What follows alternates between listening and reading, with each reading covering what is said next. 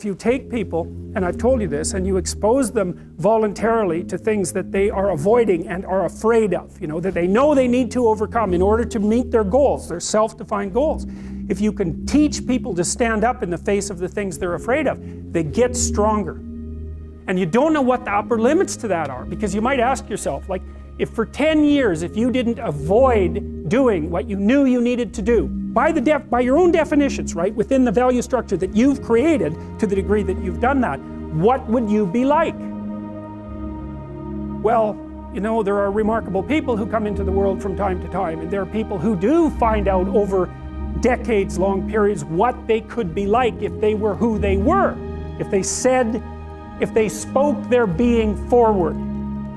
And they get stronger and stronger and stronger, and we don't know the limits to that. We do not know the limits to that. And so you could say, well, in part, perhaps the reason that you're suffering unbearably can be left at your feet, because you're not everything you could be, and you know it.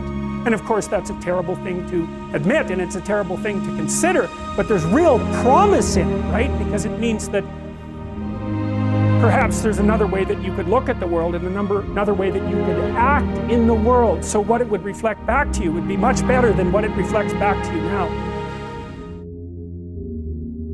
I often ask undergraduates how many hours a day you waste, or how many hours a week you waste, and the classic answer is something like 4 to 6 hours a day.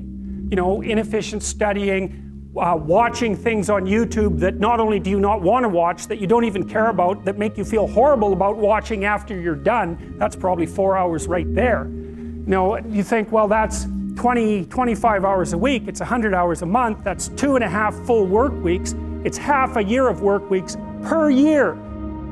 And so if your life isn't everything it could be, you could ask yourself, well, what would happen if you just stopped wasting the opportunities that are in front of you? You'd be who knows how much more efficient? 10 times more efficient, 20 times more efficient. That's the Pareto distribution. You have no idea how efficient people get. It's off the charts. And so if you act that way, of course, the terror of realizing that is that it actually starts to matter what you do. And you might say, well, that's better. It's better for it to matter.